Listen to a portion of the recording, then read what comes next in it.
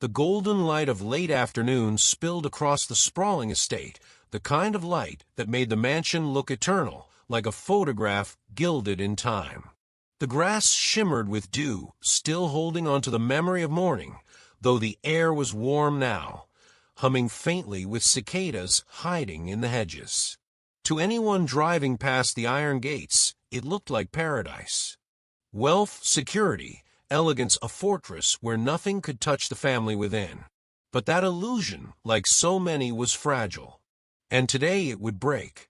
Because on this lawn, under this perfect sun, stood a woman no one considered important, a nanny. A young woman with skin smooth as polished mahogany, her deep blue uniform pressed as neatly as her discipline, her gloves bright yellow, as if to remind the world that she was only here to serve. Yet what no one expected was that her hands, her resolve, and her unseen courage would become the shield between innocence and destruction. Before we step into this story, before you see how quickly power and privilege can crumble in the face of truth, pause for a moment.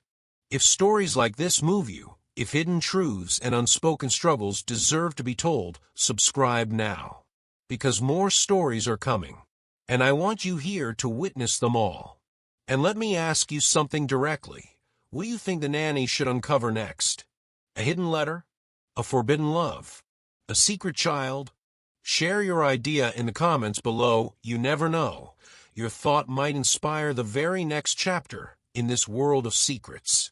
The Harrington family did not like to be looked at directly. Not by the help. Not by strangers.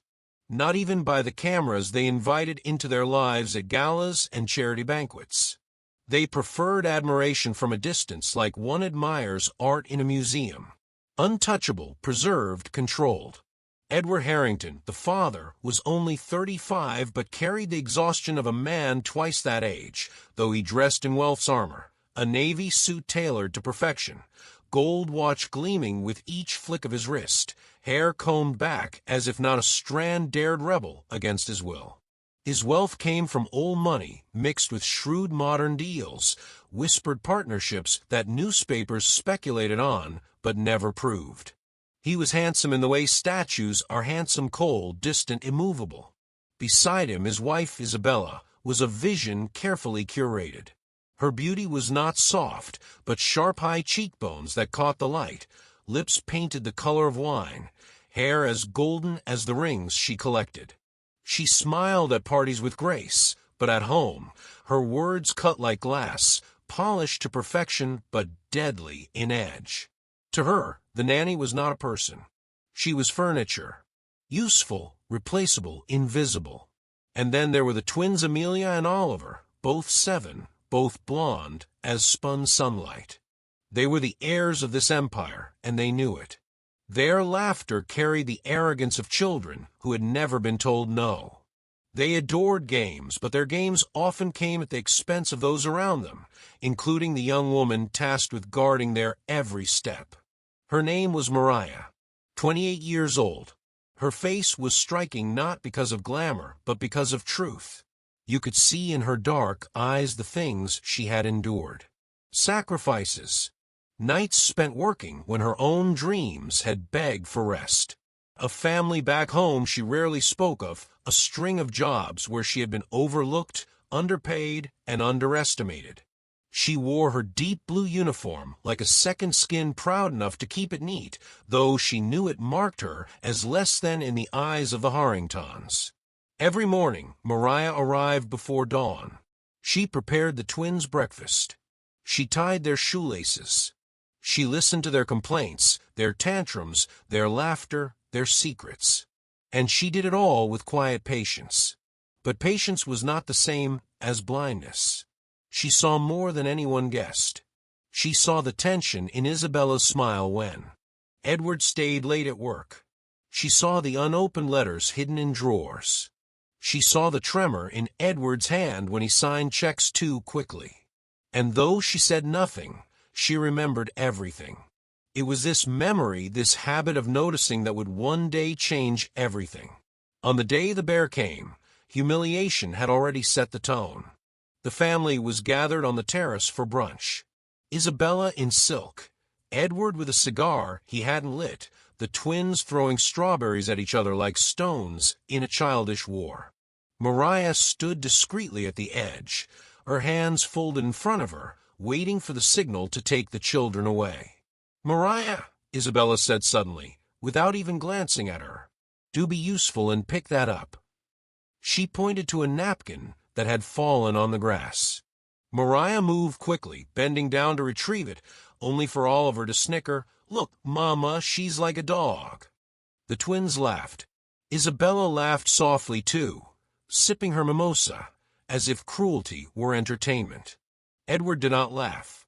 He only exhaled smoke, eyes fixed on some distant thought. But he didn't stop them either. Silence was permission, and Mariah knew it. She stood again, napkin in hand, cheeks burning but face calm. She did not argue. She did not defend herself. She only tucked the napkin into her palm and returned to her post, invisible again. But inside her, a thread pulled tighter. Later that morning, Mariah passed through the library to fetch the twins' storybooks. She noticed something unusual, a drawer left slightly open. Inside, a letter. Not just any letter, but one sealed in thick crimson wax, bearing the Harrington crest. She had no business reading it. But the paper was heavy, the kind used only for legal matters. A will. A codicil. Something binding, something secret. She could almost feel the tension radiating from it. Before she could lean closer, footsteps echoed in the hall. Edward's voice, sharp, low, speaking into his phone. She shut the drawer quickly and stepped back, her heart racing. She would not be caught. Not yet. But the question burned inside her. What secret was hidden in that letter? That afternoon, the children wanted to play on the lawn. The sun had shifted golden again, spilling across the grass like honey. Mariah followed them, broom in hand, as she swept the patio. She smiled faintly at their laughter, though her eyes kept scanning, always protecting. Then it happened. From the edge of the trees came a sound low, guttural, primal. The laughter stopped. Amelia clutched Oliver's arm, her eyes wide. Mariah turned, broom still in hand, and froze. A bear. Massive. Brown fur catching the golden light, muscles rippling with each step. It had wandered from the woods, drawn by the scent of food, perhaps. Its breath was loud, its eyes dark with hunger. It stepped onto the lawn as if it belonged there. Edward appeared from the terrace, his cigar falling from his hand.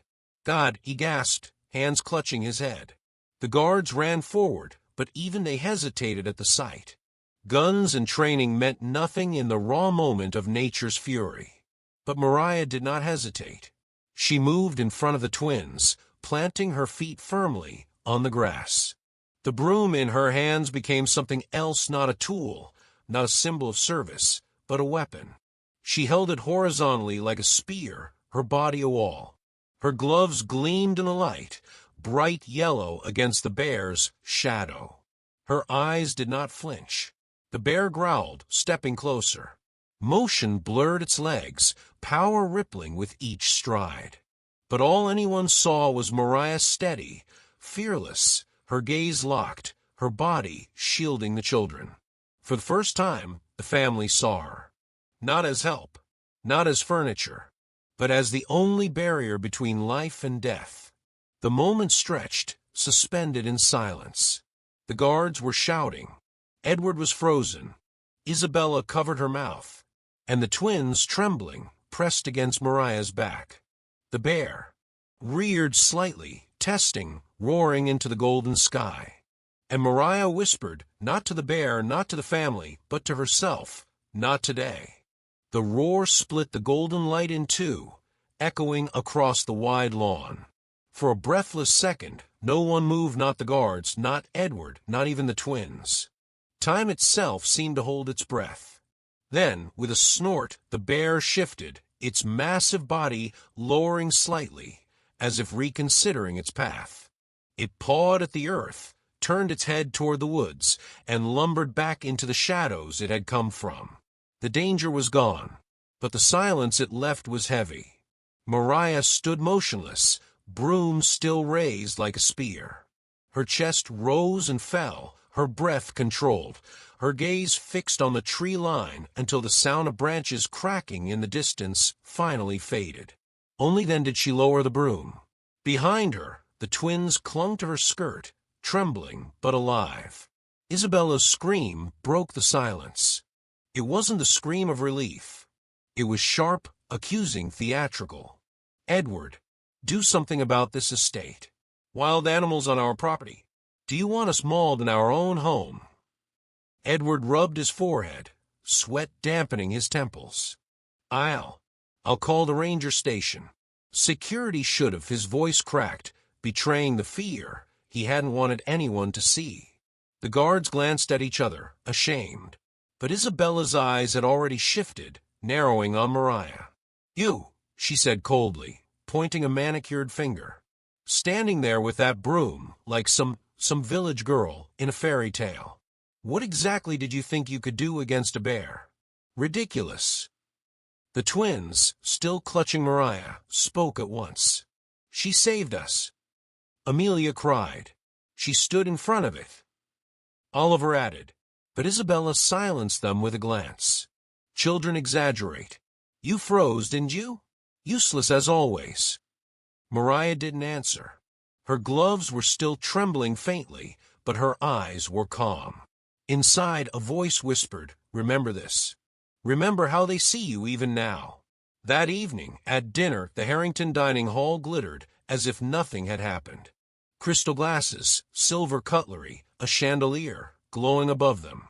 Edward sat stiffly at the head of the table. Isabella laughed lightly at some trivial story. The twins poked at their plates, still shaken. Mariah stood behind them, as always, invisible, until Isabella's voice cut through the air again. "Next time, Mariah, don't try to play the hero.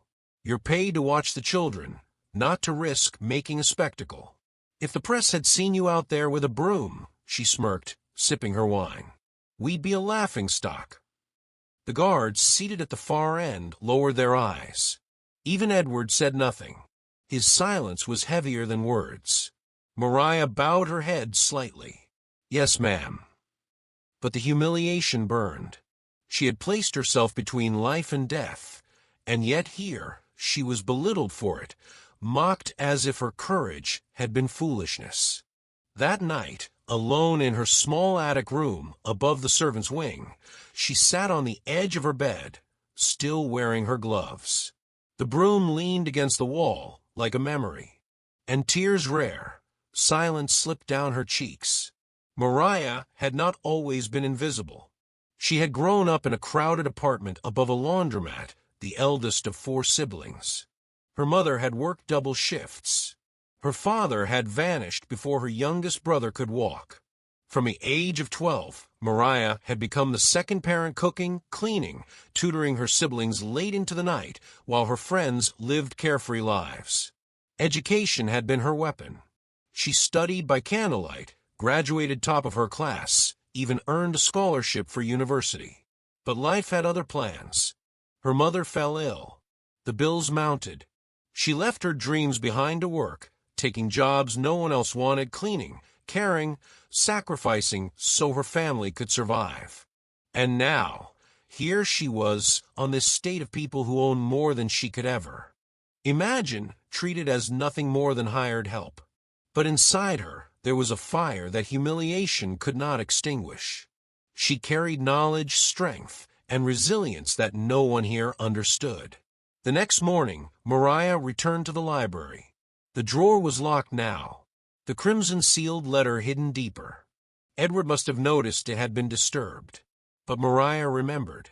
She had seen enough. The crest, the wax, the weight of secrets sealed within.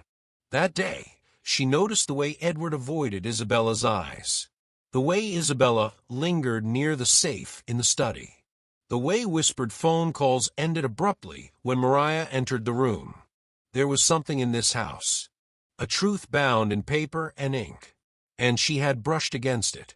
Later that week, Isabella invited guests, wealthy friends, jeweled and perfumed, their laughter echoing through the halls. Mariah moved among them silently, serving drinks, adjusting cushions, escorting the twins. One guest, a woman dripping diamonds, asked lightly, "And who is this?" "A new maid." Isabella laughed, waving a dismissive hand. "Not even a maid. A nanny. Just part of the furniture." The guests laughed too. Mariah bowed slightly, her eyes lowered. But inside, she felt something shift. A quiet vow forming: one day they will see me. Not as furniture, not as invisible, but as the one thing they cannot ignore. That night, the storm broke. Rain hammered the estate, lightning illuminating the windows in bursts of white fire.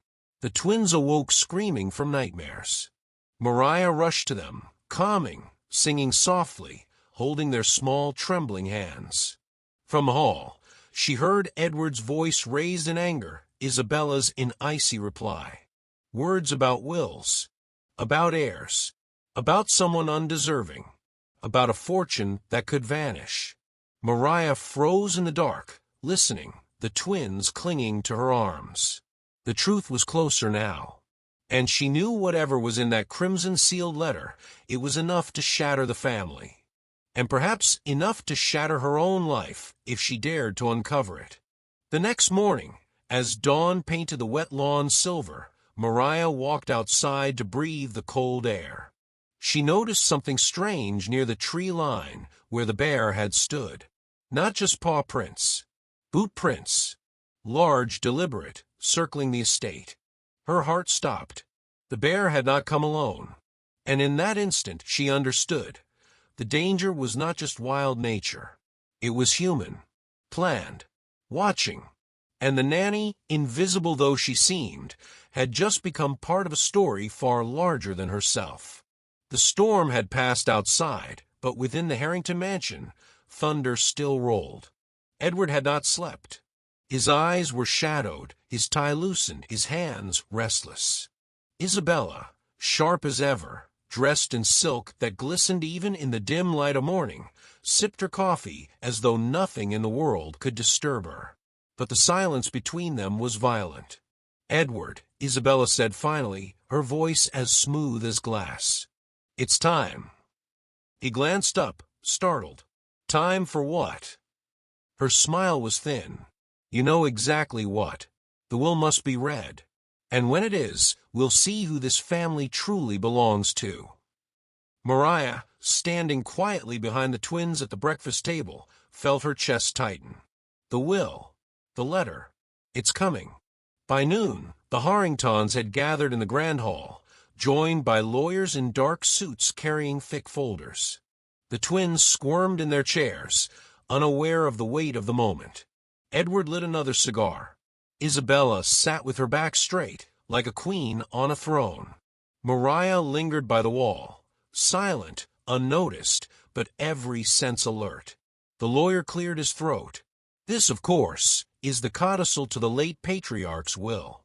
It concerns matters of inheritance, guardianship, and bloodlines." The room chilled. Edward shifted uncomfortably. Isabella's lips curved in a victorious smile. And Mariah, her heart raced. The lawyer read aloud, "In the event of dispute, or if the direct heir is found unfit, the inheritance shall pass to the one who holds guardianship of the children, with proof of moral standing and unbroken loyalty." The words fell like stones. Everyone turned, slowly, toward Mariah. Her breath caught. She had not expected this. Absurd. Isabella snapped, rising from her seat. "A nanny? A servant? You cannot mean this." The lawyer adjusted his glasses. "The clause is clear. Guardianship is not limited to blood. It extends to whomever the children depend upon most." The twins, eyes wide, spoke together. "We want Mariah." The hall erupted. Isabella's voice sharpened like a blade. "She's nothing. She doesn't belong here." Edward slammed his fist against the table. "Control yourself, Isabella." His voice cracked with more than anger, it was fear. Fear of losing everything. The guests who had gathered whispered in shock. The guards shifted uncomfortably. And Mariah, silent, still, her gloves clenched new, she stood at the center of a storm she had never asked for. For the first time, Mariah stepped forward. Her voice was steady, though her hands trembled. I never wanted your fortune. I never asked for this. But I have cared for your children more than either of you ever looked at them. I know their fears, their laughter, their dreams. And if loyalty is what this will demands, she lifted her chin, then I will not step aside. Gasps rippled through the room. The days that followed blurred into chaos. Lawyers argued. Newspapers sniffed at scandal. Isabella fainted dramatically at luncheons, her reputation cracking. Edward drank more than he should. And then the accident. Edward collapsed in his office, clutching his chest. The hospital lights were harsh, white, merciless. Isabella wept by his bed, though her tears felt more like strategy than sorrow. Mariah stood near the twins, holding their hands, her calm the only anchor in the storm. Doctors spoke in hushed tones. Words like stress, blockage, uncertain. And through it all, the will loomed larger. Who would control the empire if Edward could not rise again? In the courtroom days later, when the dispute over guardianship began, Isabella came armed with lawyers, documents, venom in her voice. She is uneducated, Isabella spat. Unrefined. She cannot manage wealth. She is nothing but a caretaker. Mariah stood quietly. Then, when her turn came, she lifted her eyes. Uneducated, she repeated softly. I left university to care for my family. But I studied law before I left. I remember enough. The room froze. The lawyers blinked. Isabella's smirk faltered, and Mariah began to recite. Cases, precedents, guardianship clauses, word for word. Gasps spread. The judge leaned forward. The courtroom had expected a timid servant. Instead, they heard the voice of a woman who had sacrificed but never forgotten. The twins clung to Mariah in public, declaring they wanted her, not their mother, by their side. Edward, weak but recovering, admitted under oath that Mariah had been more present in their lives than either parent. Isabella's mask cracked. Her rage boiled over. She screamed, cursed, tore at the papers. Cameras caught all. The image of a glamorous wife unraveling, and the nanny standing firm spread like wildfire. The judge's gavel struck. Until further review, guardianship shall remain with Mariah. The hall exploded in shock. Isabella fainted again. Edward sat slumped, defeated. And Mariah, gloves folded in her lap, eyes lowered but steady, whispered under her breath, I didn't choose this fight, but I will finish it. The story was not over. Not yet. The final act would bring resolution, respect, and transformation. The courtroom was more than marble floors and polished benches. It was a theater of power, every whisper echoing against the high ceilings like accusations carved in stone. Reporters filled the back rows, their pens scratching furiously, cameras flashing.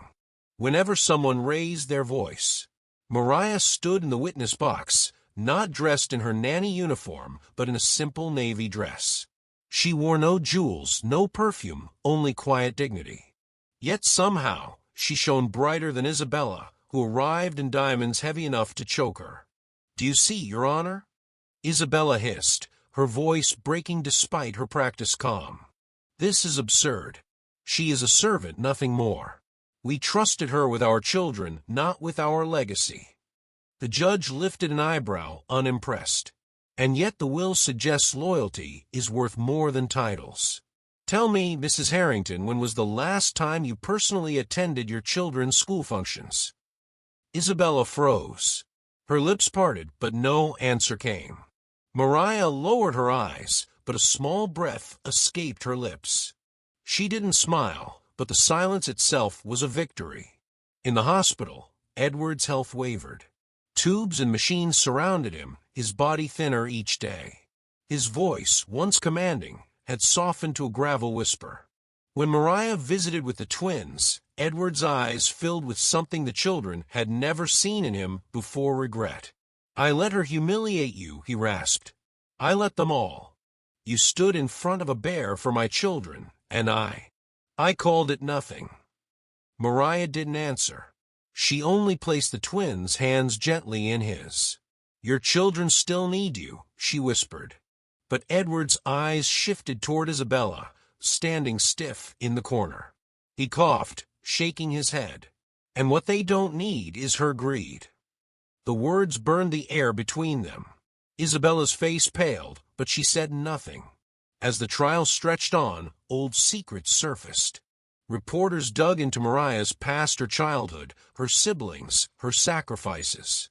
Headlines screamed, "The nanny who could inherit an empire." Some praised her loyalty, others mocked the idea. But then a story broke. Her father, long vanished, had once worked for the Harrington family decades ago. A driver, a shadow, dismissed after an incident no one detailed. Mariah froze when she saw the article. She remembered fragments, whispers from her mother, nights of tears she didn't understand. And suddenly it was clear. Her life had always been tied to this family, long before she stepped foot in their house. Isabella, desperate and humiliated, launched her counterattack. One evening, Mariah returned to her small attic room to find her belongings scattered. Her uniforms torn. A cruel note pinned to the wall: "Know your place."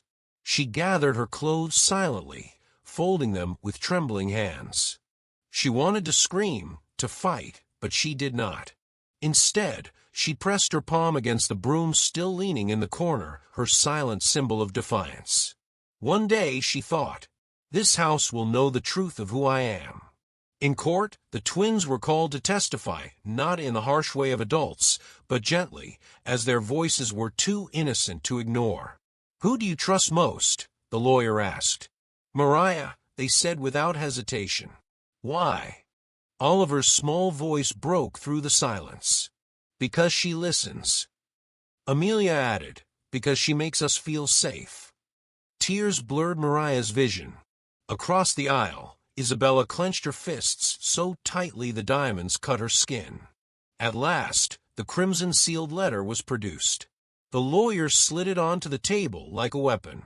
Edward shifted in his hospital chair, pale but determined. "Read it," he demanded. The seal broke. The paper unfolded. And the truth spilled into the room. The patriarch had written not only of wealth, but of shame.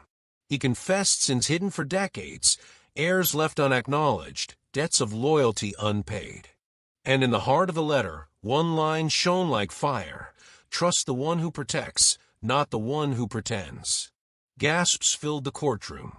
Isabella staggered, pale as marble, and Mariah felt the ground shift beneath her feet. Isabella's fury boiled over. Cameras caught every word. She bewitched them. Isabella screamed, "This is not loyalty, it's manipulation. You're all blind, she's nothing. Nothing." Her voice cracked. Her mascara streaked. Her diamonds clattered as she slammed her fists against the table. The judge's gavel pounded. "Order! Order!" But there was no order left. Isabella, the queen of her gilded cage, had shattered. And Mariah, quiet, steady, gloves folded in her lap, had become the eye of the storm.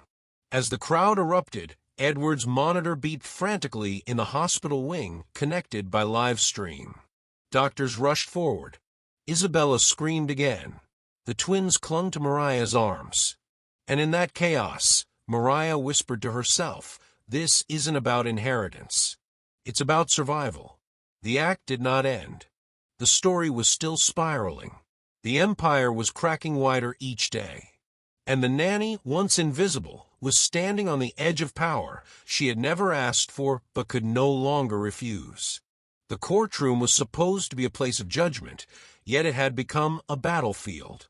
Reporters shouted from the gallery, flashes lit the room, and every whispered word was magnified until it filled the air like thunder. Edward, pale in his hospital bed connected by live feed, tried to raise his voice but coughed instead, his weakness stripping him of authority. Isabella, defiant, glared across the aisle at Mariah like a queen cornered, her rage clashing with her fear. And Mariah, steady, gloves resting in her lap, waited. Not passive, not defeated. Waiting like a flame that no wind could extinguish. Then came the unthinkable. A voice from the back of the courtroom. "I have testimony." Heads turned.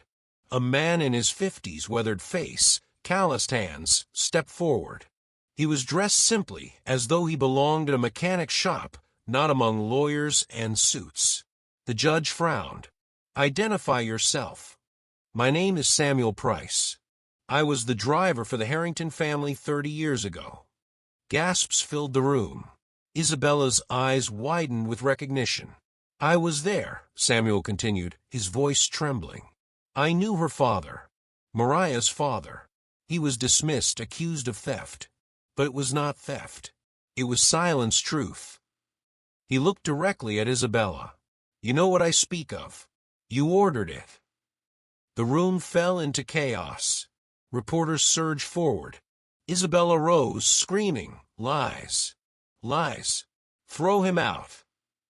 But the judge leaned forward. "This testimony will stand." Mariah's hands trembled. Her past was no longer shadow. It was colliding with her present, threatening to break her apart or bind her stronger. Later that night, Edward's condition worsened.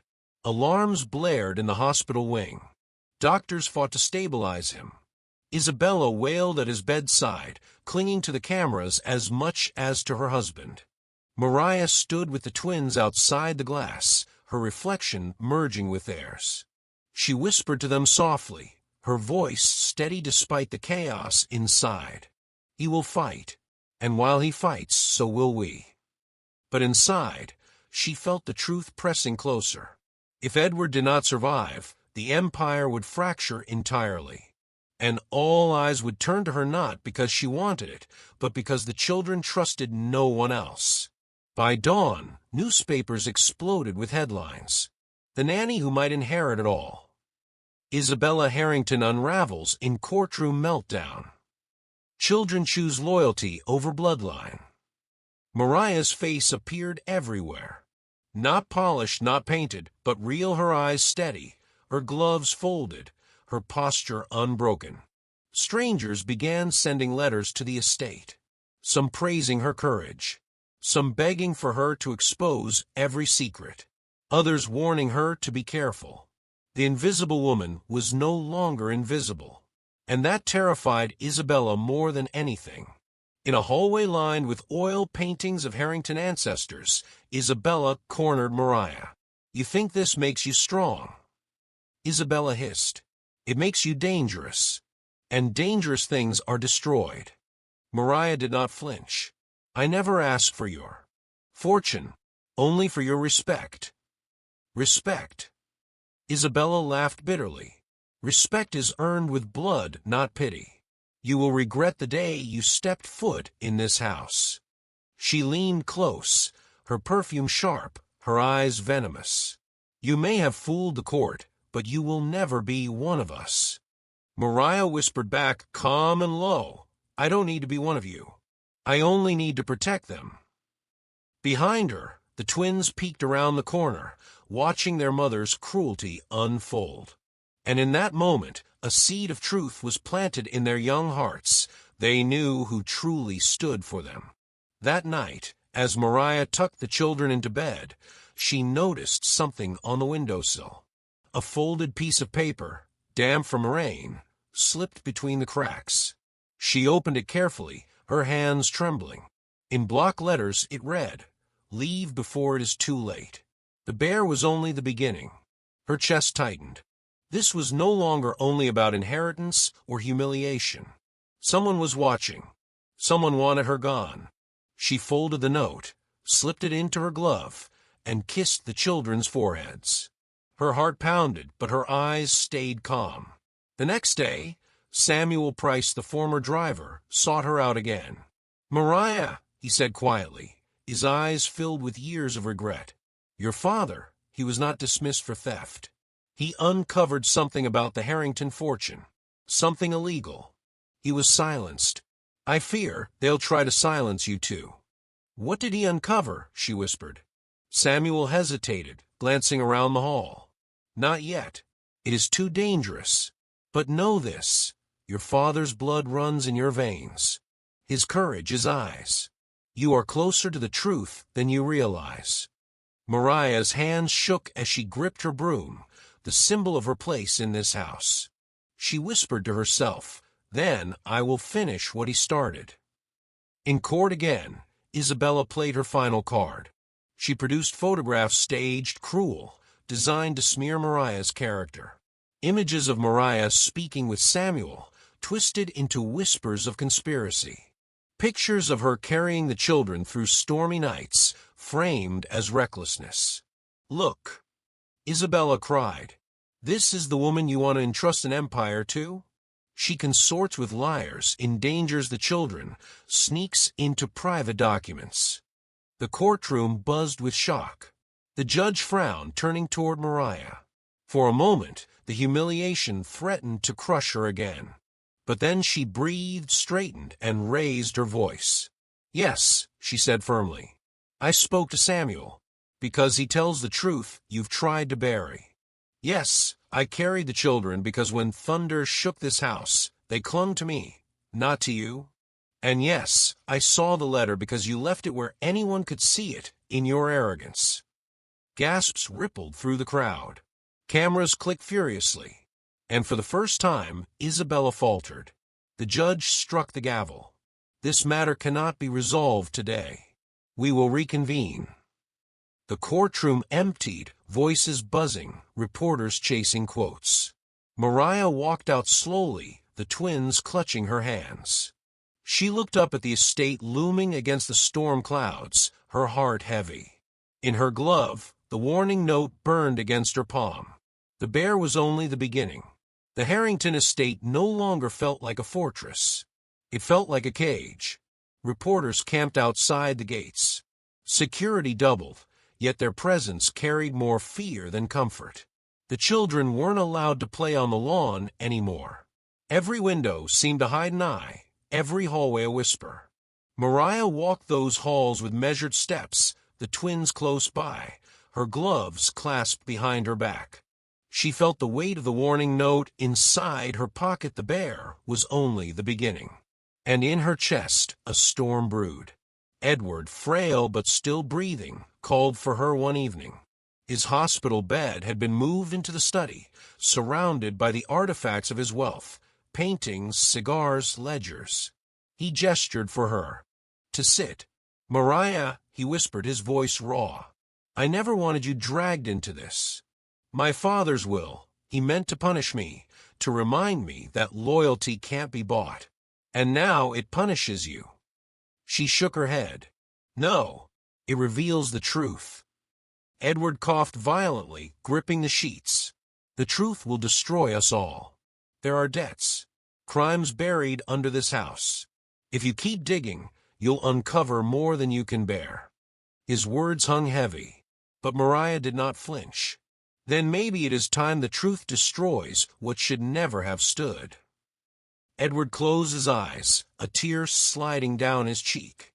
For once, the powerful man looked like a child, small, afraid, longing for forgiveness he would never receive. The twins had always been mischievous, but now they became defiant. At breakfast, they refused to sit beside Isabella. They shouted when she tried to scold them. They clung openly to Mariah, calling her Mama in front of guests. Isabella's face hardened into marble. "You are poisoning them," she spat at Mariah when the children were out of earshot. Mariah's reply was soft but firm. "I don't have to poison what was never nurtured." The words cut deeper than any blade. Isabella trembled with rage. It happened late one night. Mariah was walking back to her attic room when she heard footsteps behind her. Quick, deliberate. Before she could turn, a hand seized her arm. "Leave," a voice hissed. Low, male, unfamiliar. "Leave this house, or next time the bear won't miss." She yanked her arm free, heart pounding, but the figure melted into the shadows before she could cry out. For a long moment, she leaned against the cold wall, her gloves trembling. Then slowly she straightened. If they thought fear would break her, they had forgotten she had lived her whole life in shadows. And she had never broken. Samuel Price returned once more, this time with papers folded inside his coat. His hands shook as he handed them to her. These were hidden in the archives. Your father kept copies. He knew the Harrington empire was built on false contracts, stolen land, names erased from deeds. Mariah's breath caught as she read the documents. Each line was a blade, cutting through the illusion of wealth and respectability. "Why give this to me?" she whispered. Samuel's eyes glistened. "Because your father died trying to reveal it, and because you are the only one left who can finish what he began." She folded the papers, sliding them into her gloves. Her heart raced with both terror and resolve. She was no longer just a nanny caught in a storm. She was holding the storm itself. At the next hearing, Isabella arrived late. Her hair was unkempt, her eyes rimmed with sleeplessness. For the first time, the perfect image faltered. She lashed out at reporters, screaming at their questions. She shoved one of the guards. She even snapped at her lawyer, demanding silence when he tried to calm her. The court watched her unravel. And in the corner, Mariah stood quietly, dignity intact. It was not words that swayed the room, it was contrast. One woman collapsing, another rising. In chambers, the judge asked the children privately who they wished to live with if the dispute continued. Amelia's voice was steady. "Mariah." Oliver added, "She's our real family." The judge made notes, face unreadable. When the twins emerged, they ran straight into Mariah's arms. Cameras caught the moment, their small hands gripping her gloves, their faces buried against her uniform. The image spread like wildfire across the media. The nanny who became mother. Isabella nearly fainted at the sight. Public opinion shifted. Letters poured into the court, not against Mariah, but against Isabella. Protesters even gathered outside the estate, holding signs, "Children choose love, not money." Inside, Isabella screamed at Edward, "Do you see what she's done? She's turned the world against me." Edward, frail and exhausted, whispered, "You did that. Yourself." Isabella's hand struck him across the face. Cameras weren't there, but the sound echoed through the halls. From the corner, Mariah watched silently. She didn't move to intervene. She didn't need to. The empire was rotting from within. That night, as the estate settled into uneasy silence, Mariah sat by the twins' bedside. They clutched her hands, refusing to let go even in sleep. She looked out the window toward the dark woods. And there, just beyond the treeline, a figure stood. Watching. Waiting. Her chest tightened. The warning was no longer words on paper. It was alive. The storm was not over. It was only gathering strength. Night folded over the Harrington estate like a velvet curtain, and still the figure did not move. Mariah stood at the window beside the twins' beds, one hand on Amelia's hair, the other on Oliver's shoulder, and watched the silhouette fixed among the pines. No lantern, no phone light, just a darker shape inside the dark, refusing to blink. She counted her breaths to keep her own fear obedient. For in, for out. On the fifth exhale, the shape stepped back, swallowed by the woods. Mariah kissed the twins' foreheads and whispered a promise that surprised her with its certainty. "Whatever comes through those trees must first pass through me." By morning, the estate had grown new eyes. Security cameras blinked from the corners. A guard now shadowed Mariah and the twins at a polite distance, not far enough to be useless, not near enough to be reassuring. The cook lowered her voice when Mariah entered the kitchen. The butler's footsteps lingered outside doors. Even the portraits seemed to listen. Isabella floated through the halls in silk and anger, her bracelet chiming like a small bell of war. She greeted donors on the phone with theater-perfect sobs, then cut the call and hissed to her lawyer, "We drown her in paperwork. Filings on filings. She cannot fight and mother at the same time." The lawyer nodded, already drafting fatal pages in his head. "We will bleed her time." Mariah overheard and only adjusted the twin scarves before their lessons. "Do not watch me," she told the guard without looking. "Watch the woods." Samuel Price waited in the greenhouse among the lemon trees, their leaves sharp and luminous in the glass-filtered sun. He did not turn when Mariah entered. He pressed a finger to his lips, then set a smaller folder on the potting bench. "These are copies of copies," he said. "Enough to point, not enough to accuse outright. Your father learned that if you carry the whole truth in one pocket, they only need one hand to silence you. So he carried crumbs. This is another trail." Crumbs to where? To a foundation account. The money moves like a ghost. Charity galas on the surface, blackmail below. The signatures are careful. "Careful is not the same as clean," Mariah said. Samuel's mouth tugged toward a smile that could not find the strength to arrive. "You speak like your father." She opened the folder. Dates. Transfers. A short list of names, all of them familiar to society pages. At the bottom, a single line in Samuel's neat hand. "The night your father was dismissed, this account grew fatter."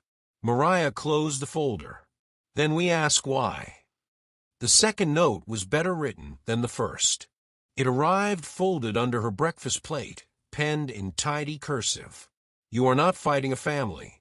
You are fighting a system that does not allow women like you to win.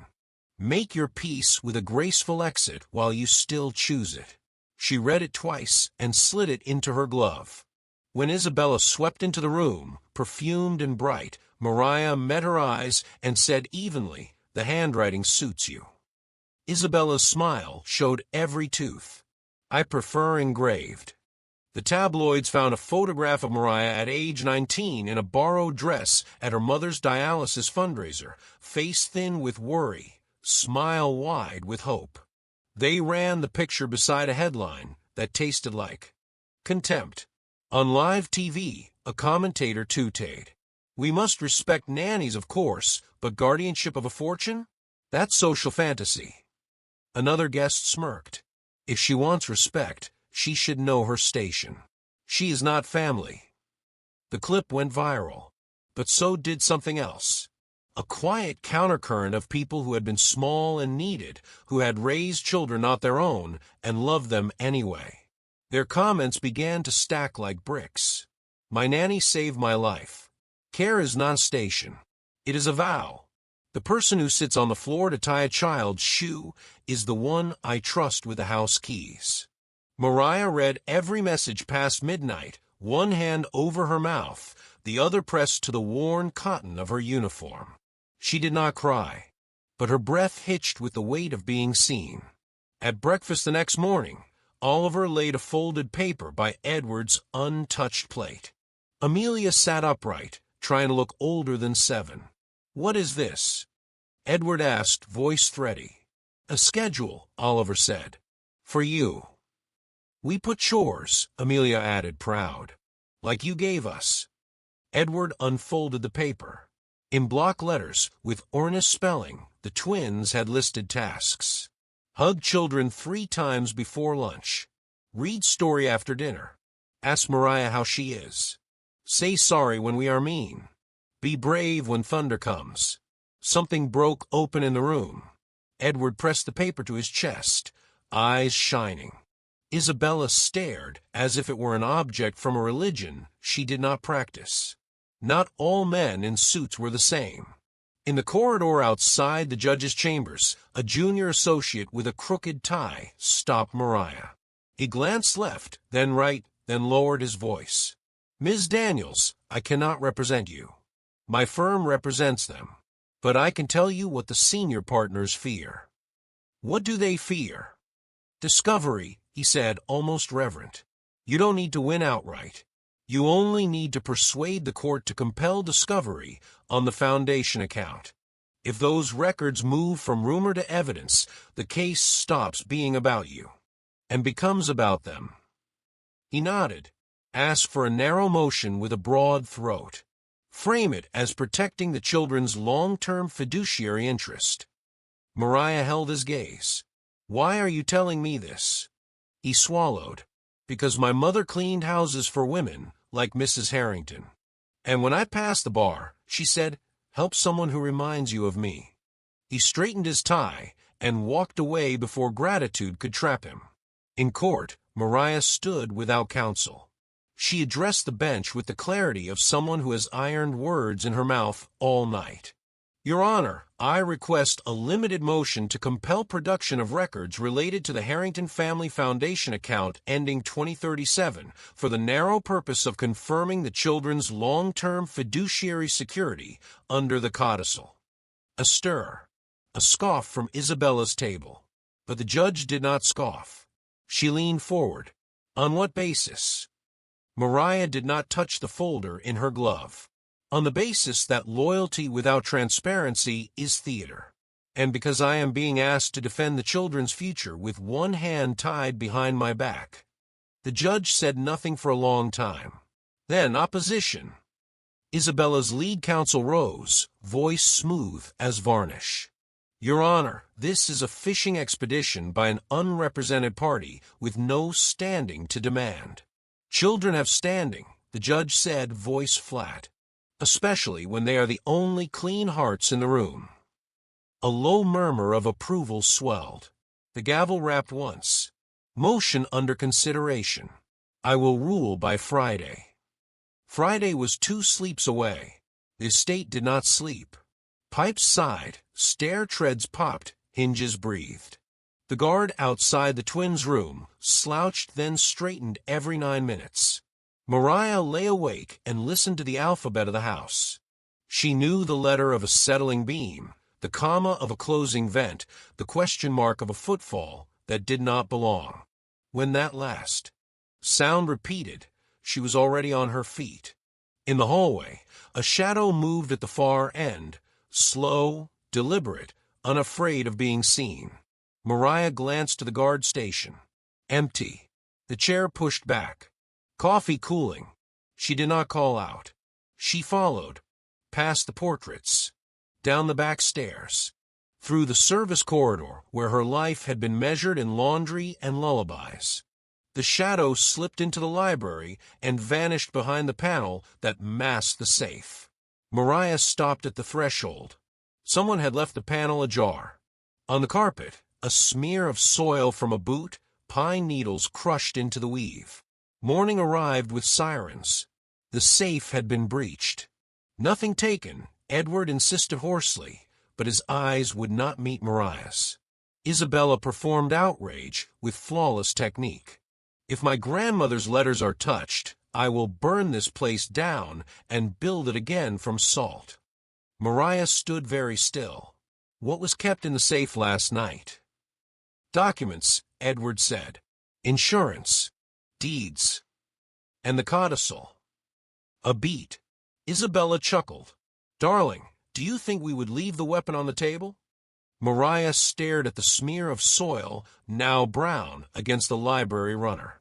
Her voice, when it came, was calm. "Change the locks. Remove the portraits to storage. For a week the children do not leave the East Wing. Who are you to order us?" Isabella snapped. "The only person in this house making orders to keep your children breathing," Mariah said, and the guard who had found the empty station lowered his eyes. The courtroom was hushed as if it understood the shape of the day. Even the reporters wrote more quietly. The judge took her seat and did not look at either table. "On the motion to compel production of records related to the Harrington Family Foundation ending," she said, "the court finds that the welfare of minor children overrides social discomfort." Isabella's jaw set. Edward's shoulders sagged. The judge continued. "Motion granted. Production within 10 business days. Interim protective order entered to prevent destruction of records." A single sound rose, small and fierce. It was Amelia's hands clapping once before she remembered where she was. Mariah closed her eyes. Not in triumph. In relief that felt like pain. That night, as the twins dozed with cars and dolls nestled against their ribs, Mariah's phone buzzed with a number she did not know. She hesitated, then answered. A woman's voice, low and precise. Ms. Daniels. I handle compliance for a bank you will never quote on record. 10 business days is far too long for a file already being shredded. Who is this? Someone who watches patterns. A specialized truck will leave the Foundation's office at 4:10 a.m. Sunday, headed for a facility listed as archival. Is not archival. If you want those records to breathe sunlight, you will need to open the truck before it arrives. The line clicked dead. Mariah stood in the doorway with the phone cold in her palm and understood, with a clarity that steadied her, that the next move would not be made in court. At 3:55 a.m., she woke the only people who could not fail her. The twins. She did not tell them everything. She told them only enough. We are going to make sure no one throws away your story. They dressed in their sneakers and bravery. The guard in the East Wing remained slumped, his coffee finally finished. Mariah guided the children down the service stairs and out the kitchen door into a night that smelled like rain waking. Samuel's truck idled by the hedgerow, headlights off. He opened the passenger door without ceremony. Get in. They drove in silence to a warehouse district that pretended to sleep. At 4:12 a.m., a white box truck rolled through the gate of a building with a name so boring it rang false. 2 men in reflective vests hopped down. One keyed a side door. The other lit a cigarette and turned his back to the street. Here, Samuel whispered. If you are going to break a story, better to break the lock first. Mariah moved like a person who had been breaking locks all her life. She did not run. She did not creep. She walked with the authority of someone arriving to do her job. She reached the latch and pulled. It gave. Someone inside had been careless or kind. Boxes lined the floor. Not bankers' boxes with taped lids and inventory stickers. Plain boxes, no markings, too new for history. She slit one with a box cutter Samuel handed her and found inside a banquet of paper carnage, cross-cut shreds, still warm from a machine. But beneath the top layer, wedged into the corner, a single file had slid untouched. A misfeed. A stutter in the destruction. Mariah lifted it free with gloved hands. On the tab, correspondence, Foundation disbursements. Inside, emails, wire confirms, a handwritten note on Harrington stationery that read, in Edward's careful script, ensure this cannot be traced to the family accounts. Use donor-advised front. The cigarette outside burned down. The door handle rattled. Someone was coming back in. Samuel's voice threaded the air. Time's up. They slipped out the way they came, past the dumpster, along the shadow of a loading dock, into the truck that smelled like lemons and old leather. The men inside the facility shouted. A second later the alarms began, too late and too loud. They drove in silence as the sun began to sketch the skeletons of cranes against the sky. The twins leaned against each other and slept in the back seat, small heads touching, the file clutched under Mariah's arm as if it were a child too.